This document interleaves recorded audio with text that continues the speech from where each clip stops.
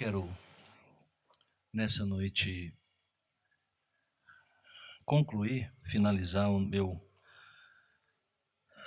minha mensagem a partir do capítulo 8 de Levítico. Eu vou ler somente dos versos 31 ao 36. Levítico, capítulo 8, de 1 a 36.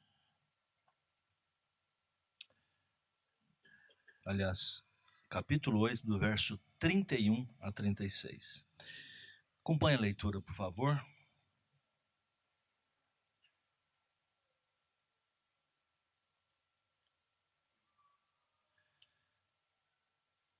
Disse Moisés a Arão e a seus filhos: cozei a carne diante da porta da tenda da congregação, e ali a comereis com o pão que está no cesto da congregação, da consagração, como tenho ordenado, dizendo: Arão e seus filhos a comerão.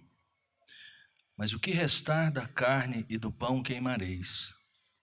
Também da porta da tenda da congregação não saireis por 7 dias, até ao dia em que se cumprirem os dias da vossa consagração, porquanto por 7 dias o Senhor vos consagrará. Como se fez nesse dia, assim o Senhor ordenou se fizesse em expiação por vós. Ficareis, pois, à porta da tenda da congregação dia e noite por 7 dias, e observareis as prescrições do Senhor, para que não morrais, porque assim me foi ordenado. E Arão e seus filhos fizeram todas as coisas que o Senhor ordenara por intermédio de Moisés. Que Deus nos abençoe. Pregando no aniversário de sua consagração como bispo, Agostinho de Hipona, ou mais conhecido como Santo Agostinho, mencionou a sua enorme responsabilidade diante do cargo que lhe impunha, que lhe pertencia e que ele desejava exercer com toda fidelidade.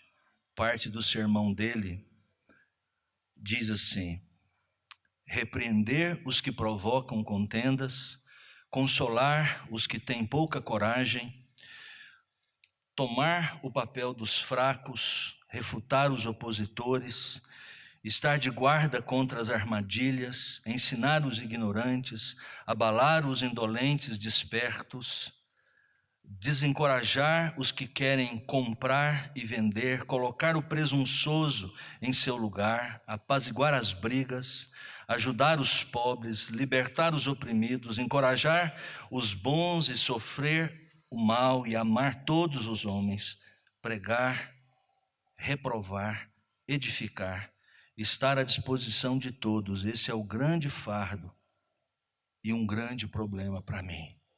Assim diz Agostinho quando assumiu o bispado daquela região. Com certeza era um grande peso para Agostinho, mas sem dúvida alguma não se compara à posição, ao encargo que, como nós temos visto já há alguns domingos, o encargo do sumo sacerdote em Israel era pesado demais. Nós temos uma amostra disso nesse texto, no capítulo 8, mas nós veremos nesse bloco, capítulo 8, 9 e 10, e mais particularmente no capítulo de número 10, a morte dos 2 filhos de Arão, Nadab e Abiú, por causa de ter oferecido algo que não estava de acordo com a palavra de Deus. Os 2 rapazes, os 2 sacerdotes foram fulminados diante de Deus por este ato. Era um peso, era um fardo enorme ser sumo sacerdote em Israel.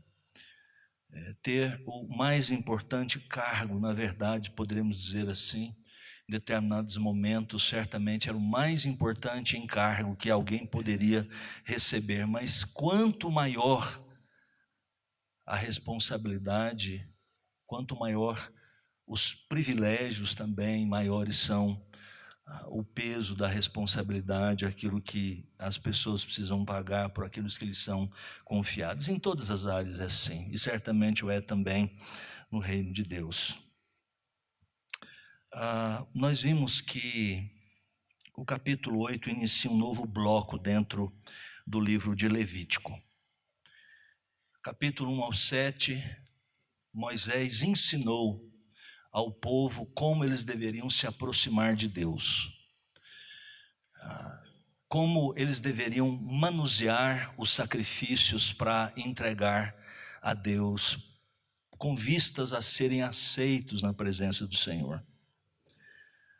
O capítulo 8, 9 e 10 agora são instruções, na verdade é uma retomada de instruções do que ele tinha falado, capítulo 28, 29 do livro do Êxodo, quando Deus começou a instruir através de Moisés como eles deveriam se aproximar do próprio Deus. Ele revelou como tudo deveria ser feito, o próprio tabernáculo, cada objeto feito exatamente como Deus havia revelado para Moisés. Eles deveriam fazer isso de maneira muito ordenada, muito respeitosa, seguindo todas as ordenanças. E então entra pelo livro de Levítico, ensinando agora como isso deveria ser, como cada crente deveria se aproximar do tabernáculo, diante do sumo sacerdote, contribuir, participar ativamente nos sacrifícios para serem aceitos diante de Deus. E agora nesses capítulos, eles seriam o sacerdote, no caso Arão, também os seus filhos e toda a sua descendência, deveriam ser ordenados. Eles são ordenados aqui, são devidamente instalados nesse ministério, e agora eles deveriam fazer as coisas como Deus também tinha estabelecido.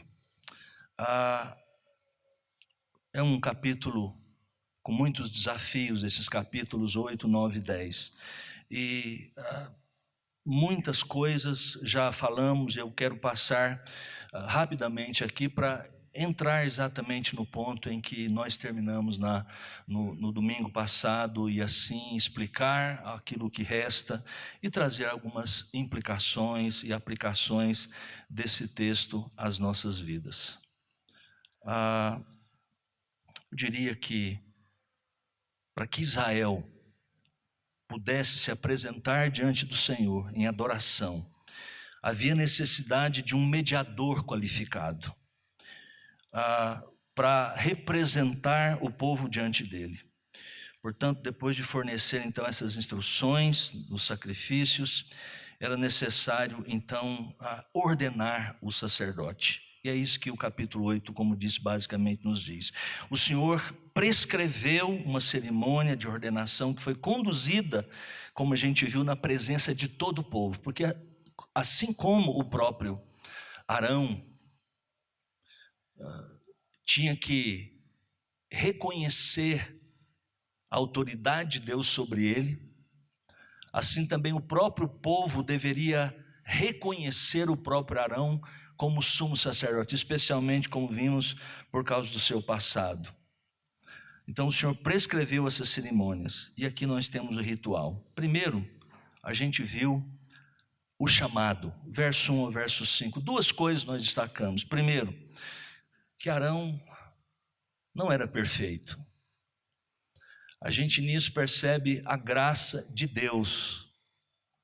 Se nós olharmos para o capítulo 32 de Êxodo, vamos ver que Arão faz uma coisa detestável aos olhos do Senhor em função da pressão do povo. Naquele momento em que ele deveria ser firme, o povo o pressiona para fazer um bezerro de ouro, como as outras nações. Talvez no próprio Egito, o bezerro ou o touro era sempre uma representação a força dos deuses, a onipotência das divindades. E o povo, então, estamos fazendo alguma coisa errada. Estamos vendo um monte fumegando, Deus parece irado e alguma coisa nós estamos errando. Lembre-se que o povo não tinha os 10 mandamentos ainda. Deus tinha revelado para Moisés, mas o povo não sabia. Não tinha o primeiro, não tinha o segundo. É claro que eles tinham noções disso, mas o povo não sabia como adorar. E Arão anuiu ao conselho deles, fez o bezerro. E é interessante notarmos que o restante do livro do Êxodo, capítulo 33 até o capítulo 40, quando o tabernáculo é feito, é construído, a glória do Senhor desce no capítulo 40, a Shekinah, a glória de Deus. Até esse momento, no capítulo 8, não se menciona basicamente o nome de Arão. E é interessante quando a gente começa o capítulo 8, verso 1, Moisés chama Arão e diz que Deus o chamou para o ministério. É nisso que nós vemos a graça e a misericórdia de Deus. É um homem exatamente como Arão, que pecou horrivelmente, que é o mesmo que é chamado por Deus para fazer. E é uma chamada graciosa, mas também uma chamada, por isso, precisava ser pública. Todo o povo é chamado para participar daquela cerimônia, para que o povo de Deus reconhecesse que aquele que tão flagrantemente tinha pecado contra Deus, tão vergonhosamente, fosse reconhecido também, porque Deus tinha colocado a sua mão, a sua unção sobre ele. Vemos nisso a graça e a misericórdia de Deus, e é assim que de fato Deus faz com todos nós. Somos pecadores perdidos, mas Deus põe o seu amor sobre nós. Segundo, nós vimos que ele foi purificado, alguém para fazer uma coisa, exercer um ministério tão importante. Verso número 6, nós vimos que há uma cerimônia de purificação. E depois, ele é também vestido, verso 7 ao verso 9, também o verso 13, é muito interessante ver a descrição de como as vestes que foram feitas, está lá no capítulo 29, detalhadamente do Êxodo, e agora só são mencionadas aqui nesses versículos, que ele deveria vestir essas vestes, mostrava exatamente o esplendor. A grande representação disso, o grande simbolismo era que isso demonstrava também a própria glória do nosso Deus. Cada objeto, eram 8 partes, particularmente do sumo sacerdote, as outras os filhos deveriam tomar também, mas 4 delas particularmente. Mas aquilo representava alguma coisa perante os olhos de Deus. E pela beleza de tudo aquilo, nós podemos entender que se refere à glória de Deus. É interessante que lá no Novo Testamento, no livro do Apocalipse, lá no capítulo 1, quando João, o apóstolo e também um profeta de Deus, quando ele descreve de maneira simbólica, lá no verso 12 até o verso 17, numa visão gloriosa de Cristo glorificado, simbolicamente, calçado com determinados tipos de botas, vestimentas muito aproximadas daquilo que o sumo sacerdote vestia. Aquela é uma maneira exatamente de apontar para Cristo, de que Cristo é de fato o nosso verdadeiro, nosso único e perfeito sumo sacerdote. Todos aqueles no passado serviram para aquele momento, mas para oficiarem na antiga economia, na antiga dispensação, naquela antiga administração do pacto de Deus, mas que agora na nova aliança, na nova administração do pacto, é Cristo Jesus quem toma o lugar e ele é o perfeito sumo sacerdote. Diz também o texto, no verso 10 ao verso 12, que ele foi ungido para isso, e essa era a parte especial da cerimônia. A unção era muito representativa e muito importante. Reis, alguns profetas, os sacerdotes eram ungidos para o ofício. E isso, à luz do Antigo, em várias passagens, e do Novo Testamento também, representava exatamente a presença, a manifestação, a unção do Espírito de Deus sobre aqueles que deveriam falar ou fazer alguma coisa para o próprio Deus. E agora, o ponto em que nós queremos destacar algumas coisas com mais vagar, com mais cuidado, paramos aqui, é o ato de consagração, do verso 14 ao verso 30. Após a unção, Moisés ofereceu pelo pecado os holocaustos, a oferta de paz, e Arão e seus filhos, que ainda não tinham propriamente entrado no cargo, devem se aproximar, levando as coisas, participando como qualquer outra pessoa, qualquer outro crente do povo de Israel naquele momento. Veja que são 3 sacrifícios para a consagração de Arão e seus filhos. Temos a oferta pelo pecado, do verso 14 ao verso 17, por favor, aí tenha a sua Bíblia aberta, corra os seus olhos, do verso 18 ao verso 21, o holocausto, depois a oferta propriamente de ordenação, do verso 22 ao verso 30. Eu quero destacar, entre esses versos, 3 coisas que têm uma significação bíblica, têm uma significação para nós muito importante. Primeiro, versos 14, 18 e 22. Quando em cada um desses sacrifícios, cada um deles, Moisés diz para Arão e para os seus filhos colocarem as mãos sobre o animal. A gente já viu o que isso significa noutras passagens do Antigo Testamento. Significava que aquelas pessoas estavam neste ato, simbolicamente, imputando, colocando na conta daquelas vítimas inocentes, estavam transferindo seus pecados para aquelas vítimas. Isso é muito significativo. Na verdade, eu disse que é a essência do cristianismo. A essência do cristianismo não é o amor universal, o amor por todas as pessoas, por todos os homens, embora isso, claro, esteja embutido na mensagem da fé cristã. Mas a mensagem essencial da fé cristã, do cristianismo bíblico, é o fato de que, sendo nós pecadores, Deus proporcionou, nos deu um sacrifício pelos nossos pecados.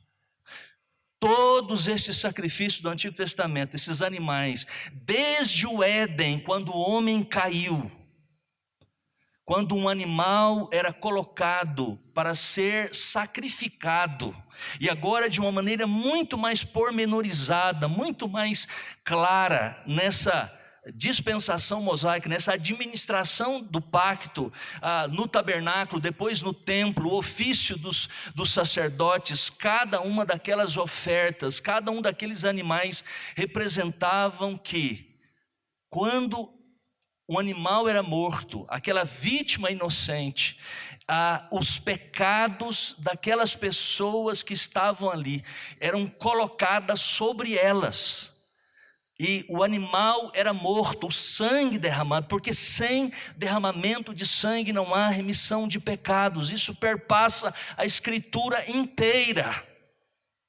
Então, sim, o cristianismo verdadeiro é uma religião de sangue, ou seja, a vítima, alguém morre no lugar do pecador. Não temos que ter vergonha disso e tentar florear essa mensagem. É verdade. Todos aqueles sacrifícios representavam, apontavam, estavam profetizando de certa maneira, eram símbolos, segundo o autor de Hebreus, eram sombras dos bens vindouros.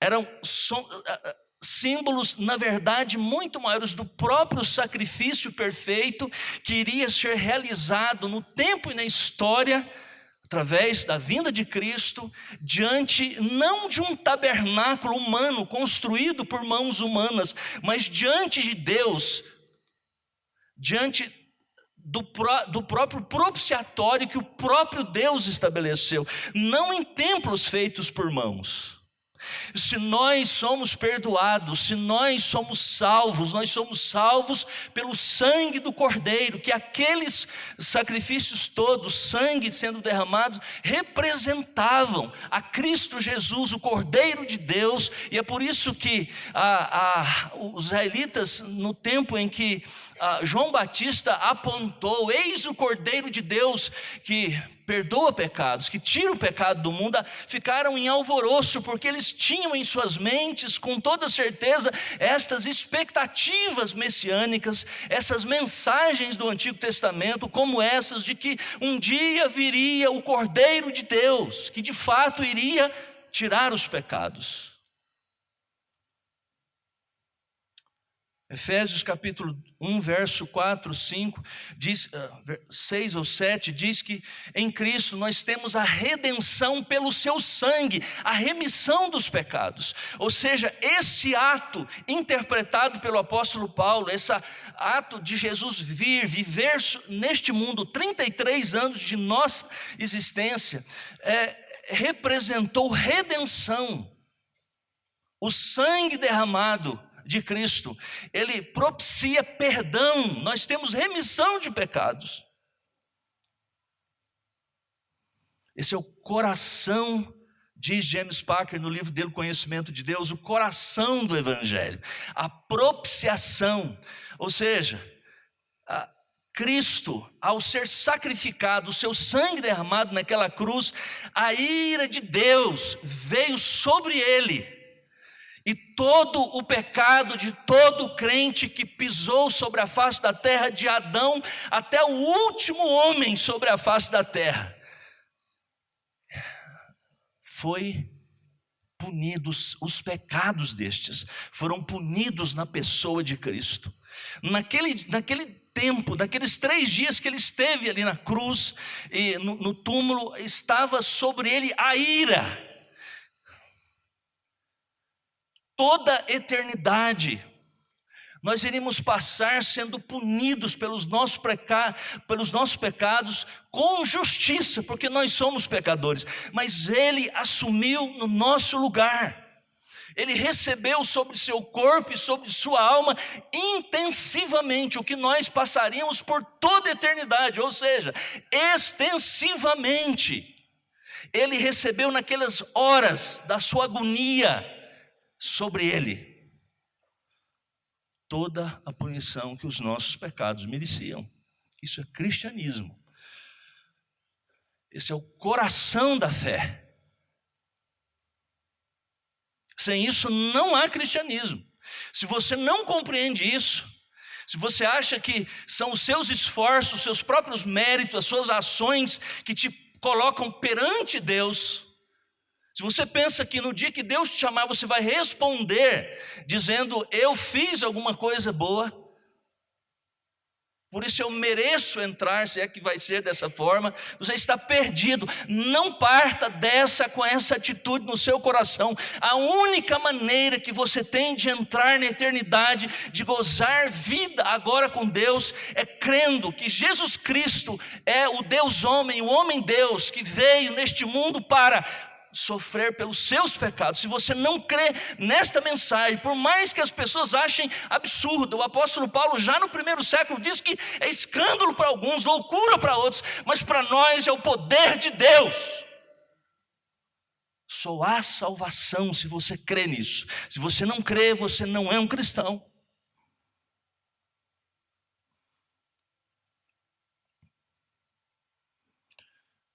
Segundo, verso 23, verso 24, é dito assim: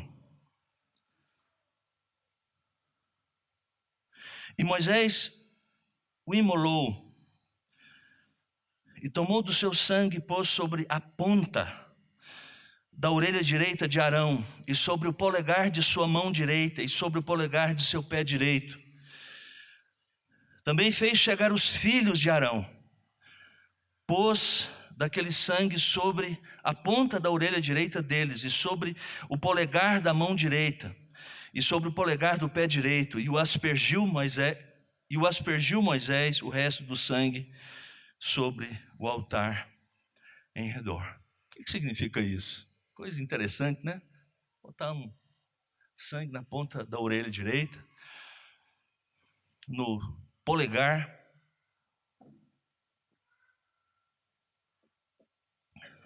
Veja que um verso diz no início do verso 23,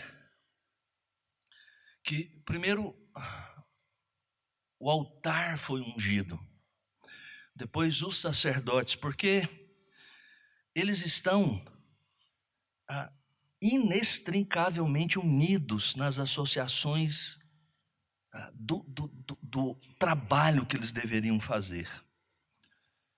Arão foi ungido, né, do lado direito, porque era esse lado que é o lado favorito, a ponta da orelha. O polegar e o dedo do pé foram escolhidos como representantes de todo o corpo. O ouvido ungido fala da necessidade do sacerdote de estar constantemente em sintonia para ouvir a voz de Deus. O polegar ungido dá a exigência de estar continuamente disposto a fazer a obra de Deus, e o pé ungido mostra a obrigação perpetuamente de andar nos caminhos de Deus.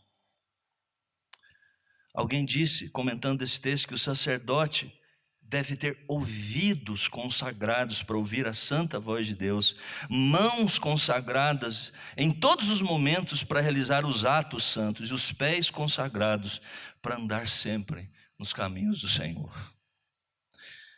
Talvez esse seja o simbolismo que esteja por trás dessa consagração dessa maneira. Mas uma coisa é muito clara: toda a vida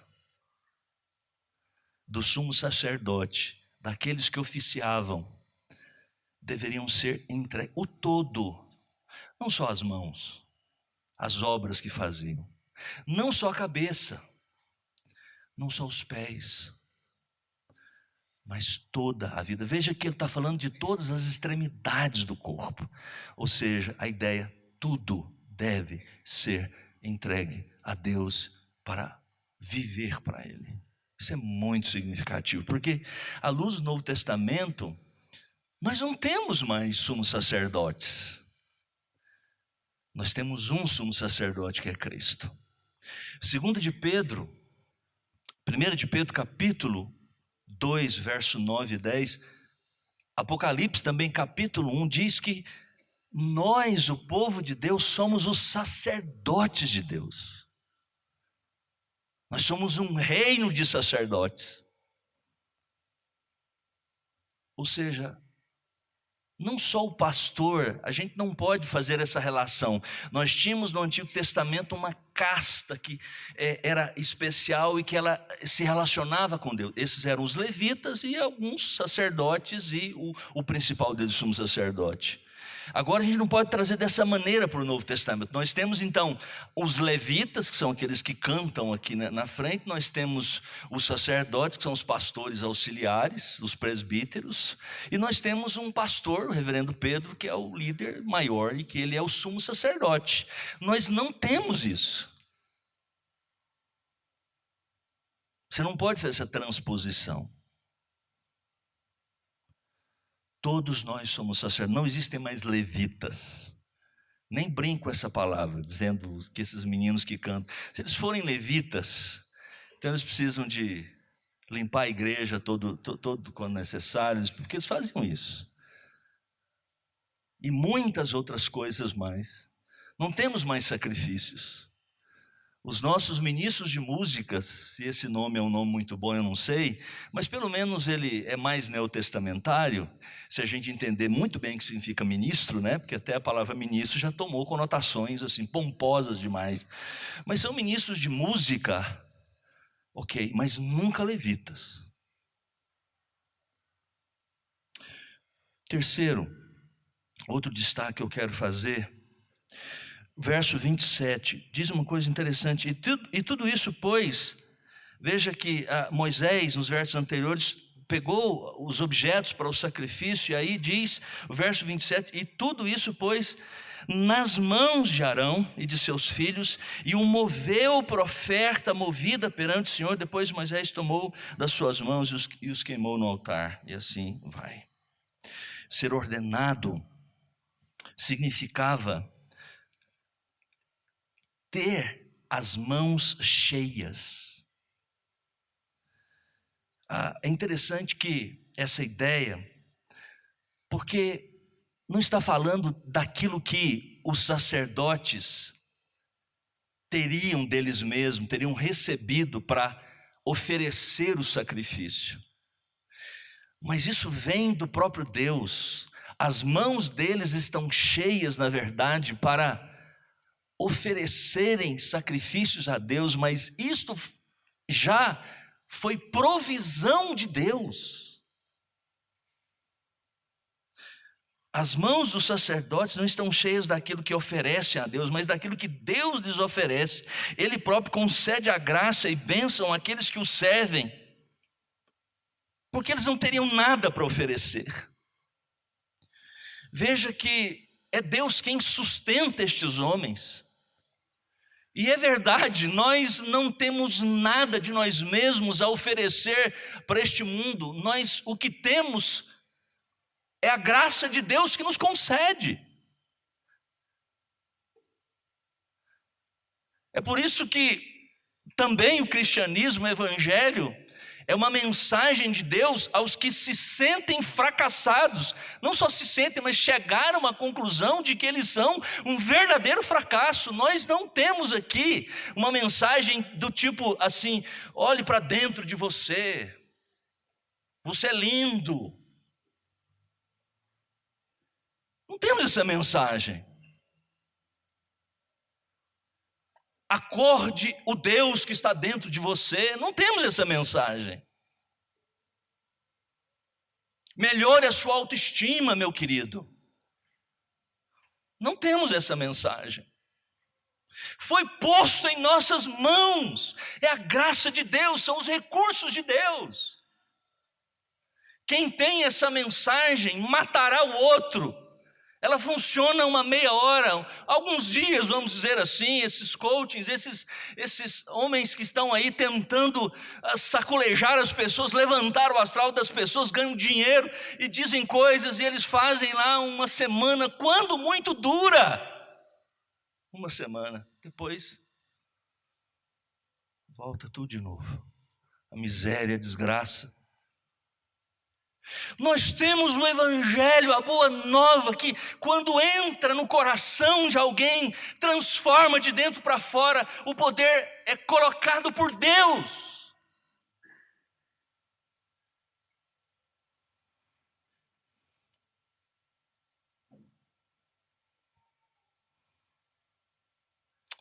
Veja,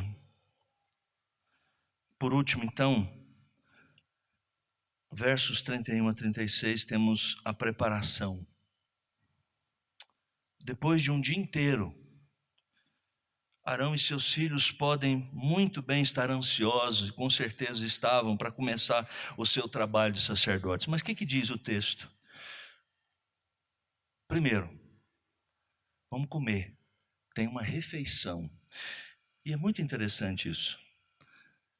Olha que coisa, comer na presença de Deus, que é um ato mais simples, mais corriqueiro do que tomar uma refeição. E note que em todos os momentos de alianças, de reiteração das alianças de Deus com Abraão, com Moisés e com outros, há uma refeição. Isso é muito significativo. O pacto era selado com uma refeição. Um ato tão normal, tão corriqueiro, tão simples, mas que tem um significado profundo, porque é o momento de maior intimidade. Nossa sociedade, né, ocidental, capitalista, esse frenesi, esse corre-corre, perdeu até nuances que talvez nos ajudaria muito a pensar em muitas coisas sobre o próprio Deus à mesa com outras pessoas. Quando no livro do Apocalipse fala sobre o resgate de uma igreja de crentes, a linguagem de Jesus é cear. Eis que estou à porta e bato. Se alguém abrir a porta, eu entrarei e cearei com ele, ele comigo. É aliança. Depois disso, vem então, eles pensam, vamos começar, estamos ansiosos. Deus diz, espera 7 dias. Esperem 7 dias. Eles devem esperar. O período de espera aqui enfatiza a necessidade de não se precipitar e se preparar insuficientemente para o serviço a Deus. A semana toda deveria ser ocupada com sacrifícios e mais sacrifícios, e eles deveriam se manter puros, e cada dia desse em aprofundamento cada vez maior diante de Deus. É interessante isso, porque essa é uma regra que a gente vê nas Escrituras. Ninguém é chamado assim de uma hora para outra e para fazer as coisas imediatamente do jeito que estão. O ministério público de Jesus, a gente aprende disso. Ele chegou o momento do seu ministério, mas ele vai passar 40 dias no deserto, sendo provado, sendo testado. E ele ali, diz Lucas no capítulo 4, ele está cheio do Espírito Santo. O próprio ministério de Jesus começou dessa maneira. Uma experiência semelhante vem a dos discípulos.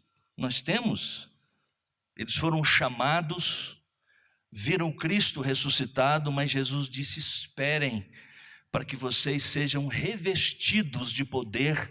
Isso aconteceu lá no dia de Pentecostes. É impressionante como em nossa sociedade tão acelerada, tão cheia de corre-corre, nós achamos que nós vamos fazer as coisas, né? Nós atropelamos tudo. Nós até inventamos algumas histórias interessantes. Você acha que você pode pegar um crente, botar no final de semana num lugar, faz um encontro com ele e de lá ele sai um crente assim, já prontinho, né? No final de semana. Tem gente que pensa isso. Aliás, tem igrejas que têm isso como a missão precípua delas. Como se fosse uma forma, assim, fosse uma fábricazinha. Você pega um crente, ou nem crente, sei lá o que é, uma pessoa, um ser humano, põe lá no final de semana, submete-o a uma tortura psicológica, enche-o de tantas informações, e na segunda-feira ele tem que sair pregando o evangelho, abrindo igreja, liderando grupos, fazendo isso e mais aquilo, e pastoreando outras pessoas. Estes homens, depois de tanta coisa, tem gente que acha que recebeu assim num momento alguma coisa especial, ele está preparado para tudo. Espera. Esse texto nos ensina que nós precisamos de tempo.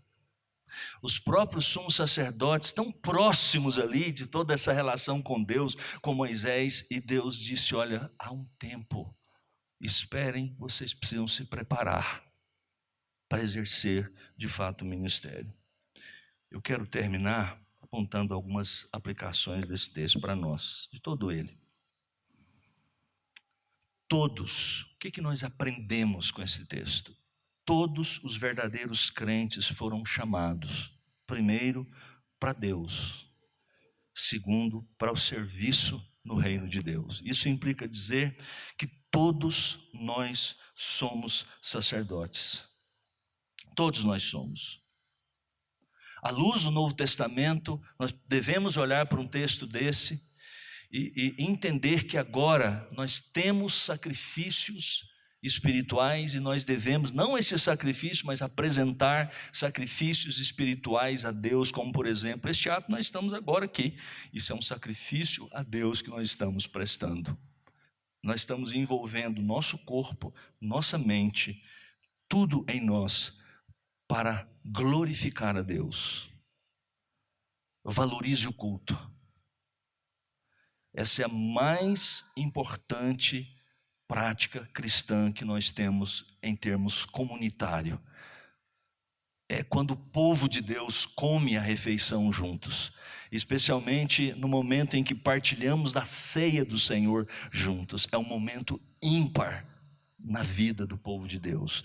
Nós dependemos disso. Não há uma vida cristã verdadeiramente autêntica, não há crescimento, não há maturidade cristã que não passe por essa prática de crentes zelosos com culto a Deus.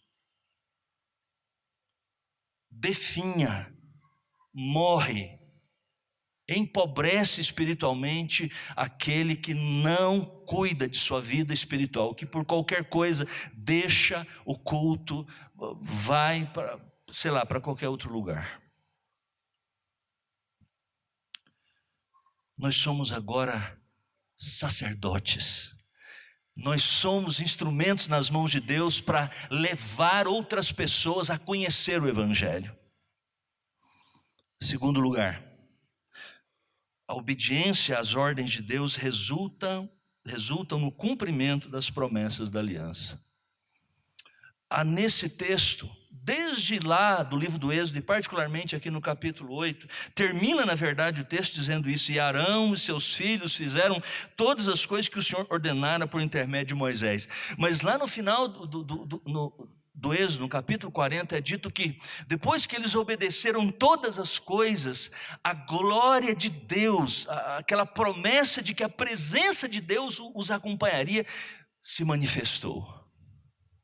Isso é muito significativo, porque é na obediência àquilo que Deus diz. Ou seja, essa é a grande lição para nós. O que Deus disse, ainda que nós muitas vezes não compreendamos a princípio, faça, porque vale a pena. Deus faz questão de muitas vezes nos explicar o porquê de muitas coisas, porquê de muitas ordens, mas muitas vezes a gente nem sabe. Obedeça, vale a pena. As promessas de Deus se cumprirão através delas. Uma das mensagens mais lindas que a gente vê nesse texto é que a graça e o perdão de Deus são tais que até um pecador como Arão pode ser designado para o mais importante cargo no Antigo Testamento, como sacerdote de Deus. Não desista das pessoas. Deus é um Deus de graça e de misericórdia. O perdão de Deus pode alcançar, a misericórdia de Deus pode ir até onde a gente não compreende nem sabe por quê. Deus é um Deus de misericórdia. Deus é um Deus de graça. Aquele Arão que teve a capacidade, diante de tantas revelações, de tanto contato com Deus, através de Moisés e ele mesmo, ouvir a voz de Deus, ele fazer um bezerro de ouro, algo tão absurdo. Mas este Arão, que no capítulo 8 é chamado para ser sumo sacerdote, é ungido para isso. Deus é o Deus que restaura vidas, pessoas. Não sei a profundidade da lama que você se encontra, os pecados que você tem. Deus pode tocar em você, perdoar os seus pecados. E tudo isso aqui, esses capítulos 8, 9 e 10, são cumpridos na pessoa de nosso Senhor Jesus Cristo. O livro de Hebreus está cheio a partir do capítulo 7, quando fala do sumo sacerdote, Jesus Cristo. Ele é o nosso sumo sacerdote, ele está diante de Deus, intercedendo por nós. Nós vamos falar mais sobre isso, mas é muito importante entendermos que nós temos diante de Deus um mediador. Alguém que se colocou entre nós e Deus. É Ele quem pleiteia a nossa causa diante de Deus. Nossas orações só são ouvidas por Deus, atendidas, muitas delas, muitos pedidos que fazemos, como nós os pedimos, porque Jesus Cristo é o nosso sumo sacerdote, Ele é um mediador. Nós temos acesso a Ele, é o único mediador entre Deus e os homens, é Jesus Cristo, o homem. Não confie em ninguém, não há outro. Vamos orar?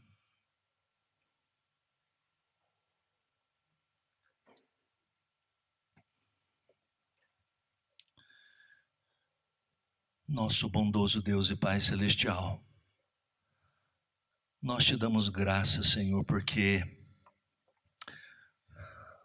o Evangelho, a boa nova de graça e paz, nós experimentamos, nós o temos procurado aqui e Ele tem nos alimentado.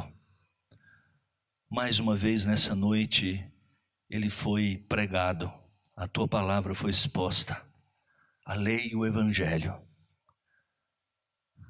Ó Deus, permita que, pelo Teu Espírito, cada um saia consciente da sua situação, da sua dependência, da sua necessidade de Cristo Jesus para a sua salvação e para se manter em comunhão contigo.